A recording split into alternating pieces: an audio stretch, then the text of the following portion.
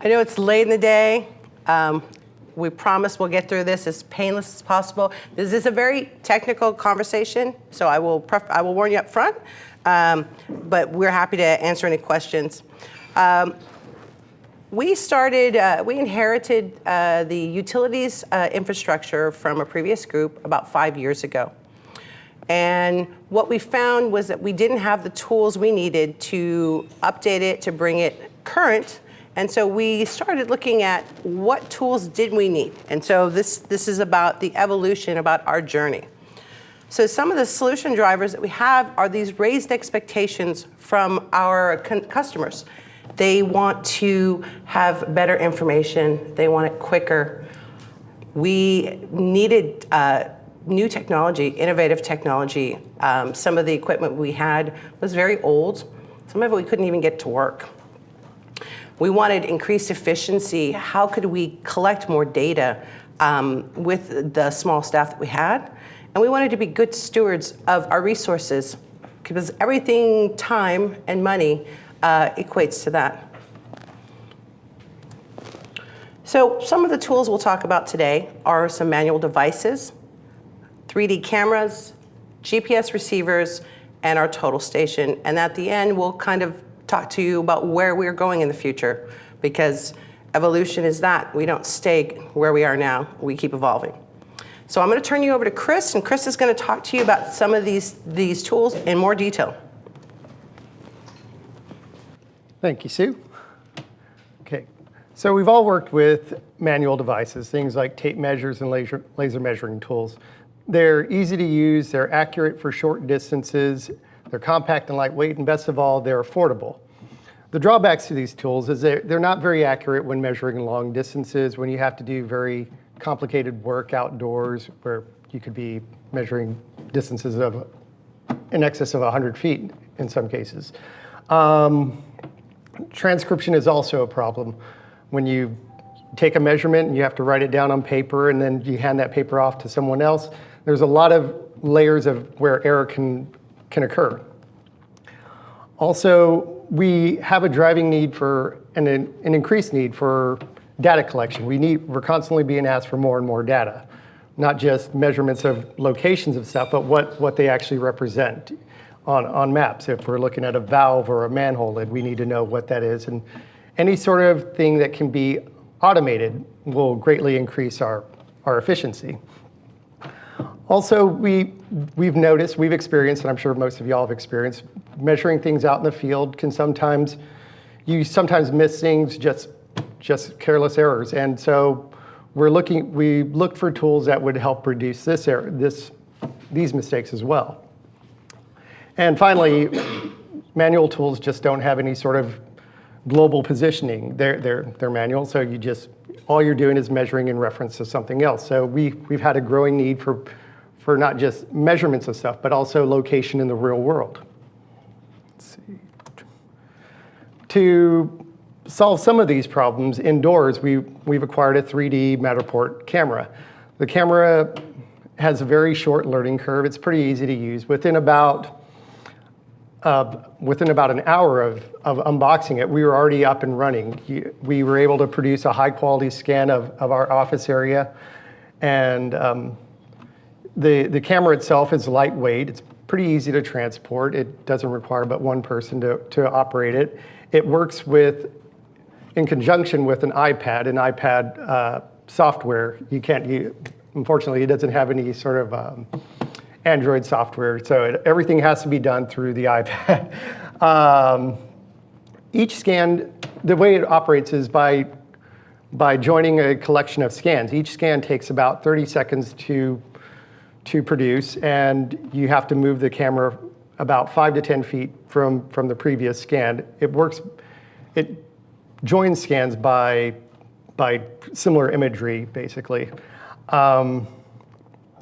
The end product, once you've finished a job, you have to upload it to a cloud service to Matterport's cloud service. And from there, it'll produce the following. Give me just 1 second, sorry. It'll produce 3D walkthroughs similar to Google Earth. You can also have 2D floor plans and 3D dollhouse views, like you see here. The problems with the drawbacks to this tool, though, is it doesn't have very simple workflows and maintenance workflows. Because so much is done through Matterport's website, it makes it difficult for the end user to do any sort of modifications to jobs, and deliverables have to be processed by the Matterport team. Scans cannot be individually archived, and there is no global positioning for this tool. None yet, anyway. Let's see. Now, as far as outdoor work, data acquisition, we've acquired 2 GPS receivers, Trimble R8S receivers.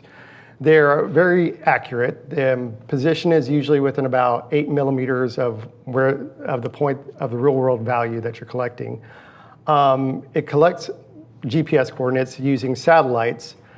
They're lightweight and easy to transport, and they're operated using a wireless data collector, and typically have a pretty short learning curve. It took us about a half a day to learn how to use them, and that includes the data collector allows you to input not just point names, but also give them feature code values. Whatever you're shooting, you can enter on the fly as you're going along from point to point. Some of the drawbacks of this is it's impacted by urban density, meaning if you're near a building, because it requires satellites to locate you, you won't be able to get a precise measurement next to a building or anywhere where you're not getting a clean line of sight to satellites around you. You are also required to be directly on top of whatever object you're measuring. So that's also a drawback if you're trying to measure something, let's say on top of a building or something. If you have also multiple points, this can be very time consuming. And so we were looking for ways to decrease this sort of time in the field. So for that, we acquired a Trimble SX10 total station with LiDAR capabilities. The tool itself relies on control to be established ahead of time. So we use the Trimble R8Ss to set up control. And so our accuracy is determined based on how accurate our control is. If the control is very accurate, then our measurements from the total station will be accurate as well. It does require a steep learning curve. It took us a couple of days to working with the Trimble sales team, or was it the Trimble sales team?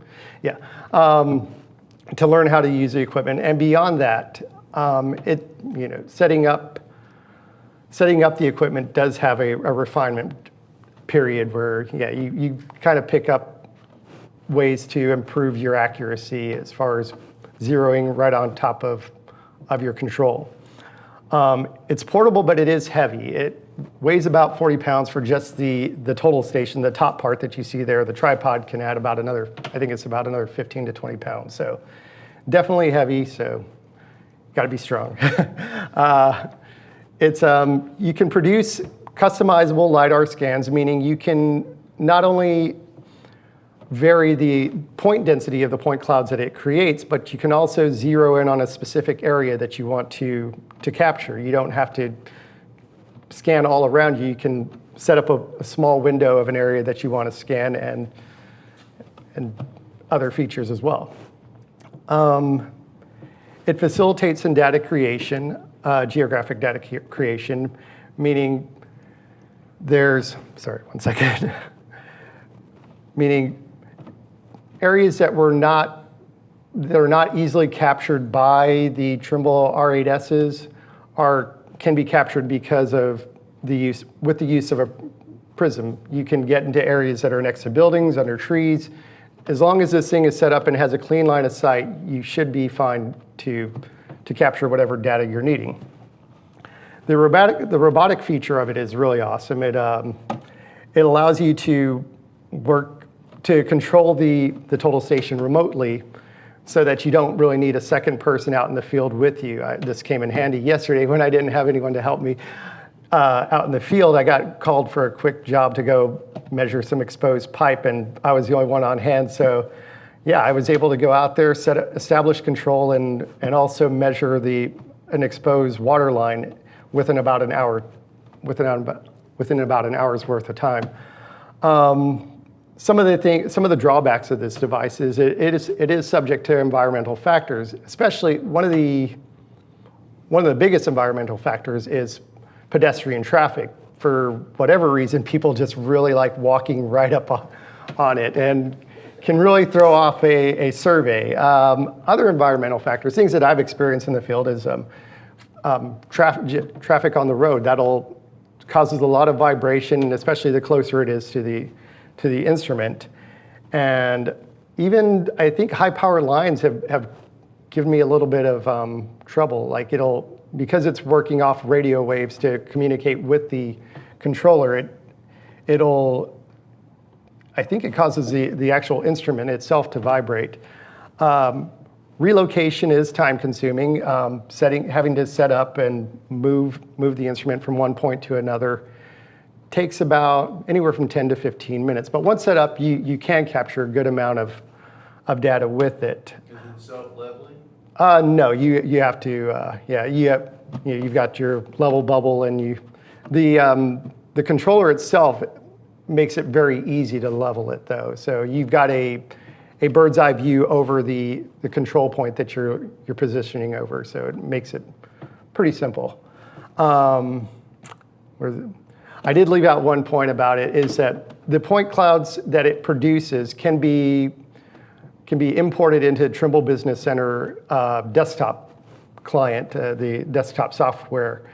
And from there, you can digitize lines on top of the point clouds.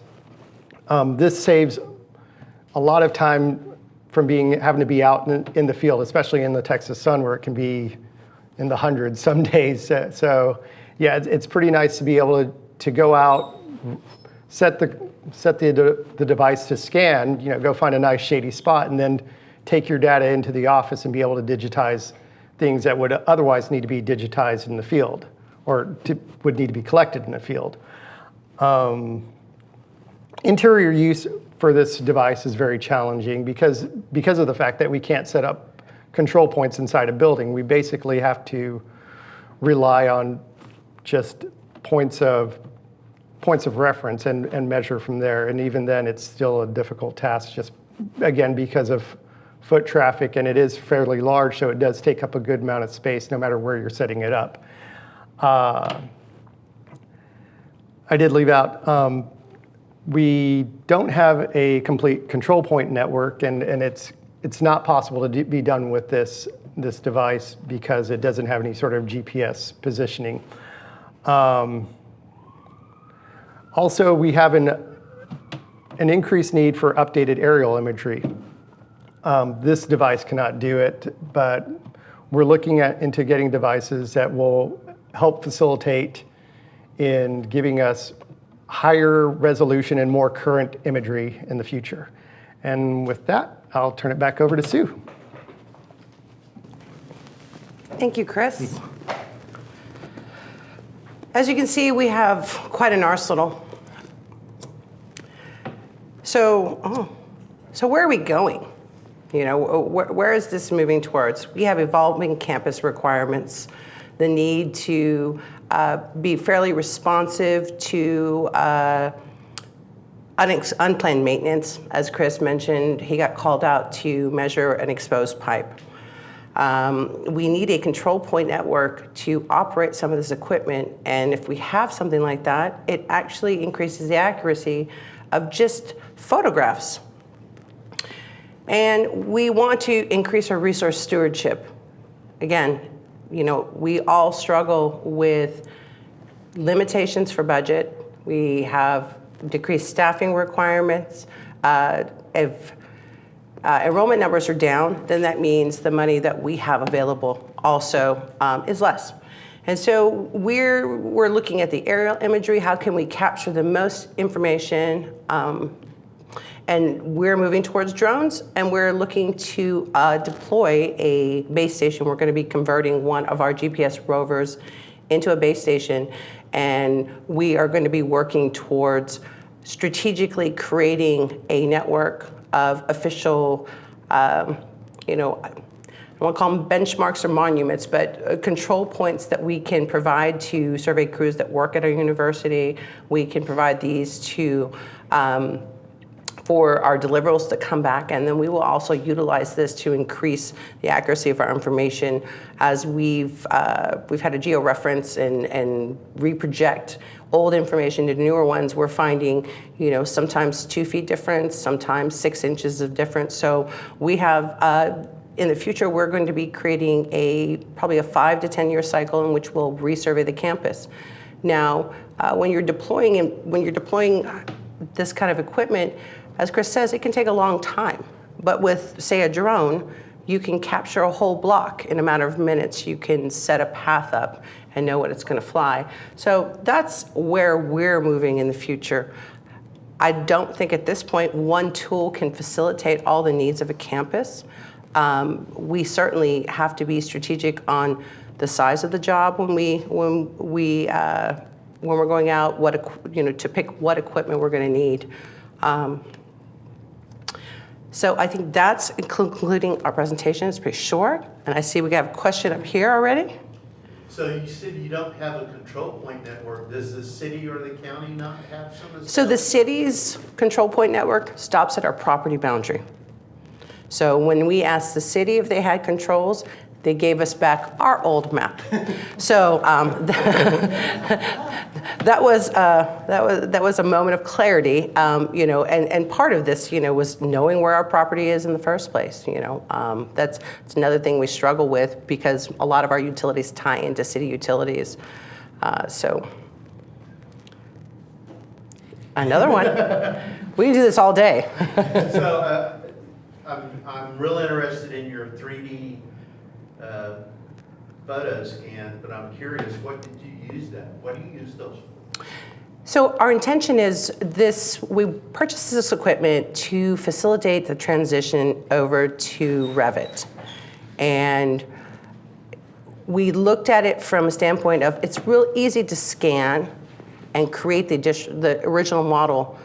But how do you go back and maintain that? Because like Chris says, we're using proprietary software. It's all cloud processed. So if I scan a floor and I take out one wall and I change 2 scan points, it still has to process the entire model again. It doesn't just process the changes. And then every time we download it, we're paying for these matter packs that have object files. They've got the point clouds. It's got the reflected ceiling plan, the floor plans. It's very easy to just put it in recap and transform it into Revit. It makes it very simple. And it's easier. I can teach a student how to go and measure a space with a Matterport camera easier than I can teach them how to take field measurements and use AutoCAD. But we're fairly new in our deployment of that. Right now we're doing some field tests. The limitation, as Chris mentioned, was that you can't open up an iPad and look at these files individually like you would a picture. They're all scanned, so it requires some trickery where you have to back up the file, and then if you want to put it back later, you have to move it from a file share and restore it to the iPad. So the jury's still out on that one. Matterport has asked us to participate in a product discussion about how to make more seamless integration with Revit. So we're pretty interested in where that's gonna go in the future. And it's only viewable on an iPad?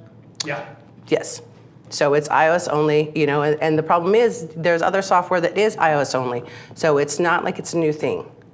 The deliverables that it generates once processed, such as the point clouds, they can be opened up on. Oh yeah, the point clouds, I can open it from my phone and I could show you at Cooper's. We nerd out at it all the time.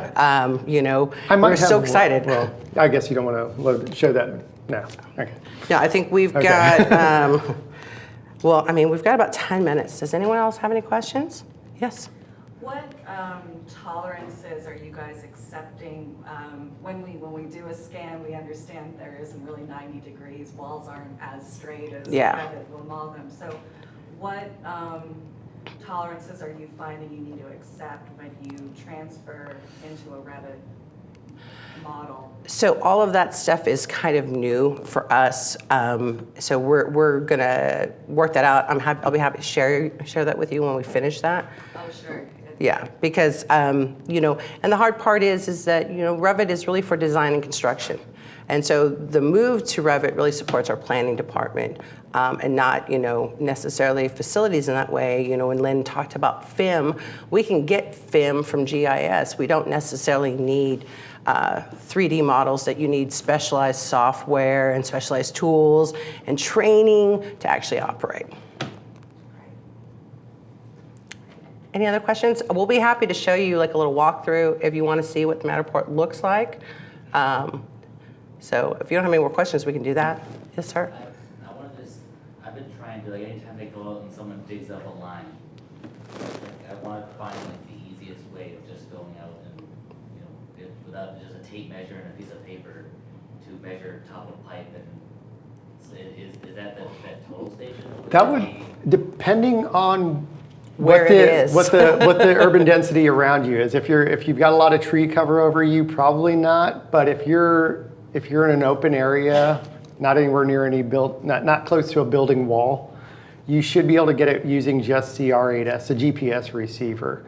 And yeah, you can just trace out the line using a few points on There's a that. lot of trees and a lot of buildings around. Yeah, you'll want to establish some You've seen our control. campus. You'll need a base station. We've got a base station Right. on top of our building, Right. so. Well, I was gonna ask Texas that, in Iowa, we have, the DOT has a state broadcast, so I can get solutions. I'm even easier than you guys. I'm literally pushing a button to get sub-centimeter solutions. So I don't know if Texas has that. We are part of sort of like, I think the Texas-Oklahoma RTK, GNS, so we're part of that, but I mean, still we are affected by that. There's additional safety concerns, so when the ground's open, I don't really want my team crawling around in holes and having to like position equipment on, you know, that I feel may be unsafe for them, you know. We have control networks established, it's just finding a solution. The drone is great to set it up and, you know, take a picture or. And that's great if it's not under a tree, or. Work, but it can take. Yeah. And I think the other challenge is, you know, we have some evolving policies on drone operations at campus. So you can't just say, hey, we have a pipe open, can you go fly that drone real quick? You have to submit a request, it has to be reviewed by a committee, and the process really does take, you know, about 3 to 5 days. Plus, on top of that, the FAA requirement. Yes, I mean, and so you have to be a licensed pilot, you have to be able to operate the equipment, so it's not just as simple as, I program this in, go fly.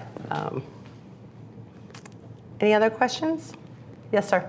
I don't know if you guys had a chance, but John Young with Patrick Engineering showed yesterday the Matterport with them exporting the OBJ files and being able to bring that 3D data georeference right into Esri. So it's kind of a mixture of the Matterport with the Esri.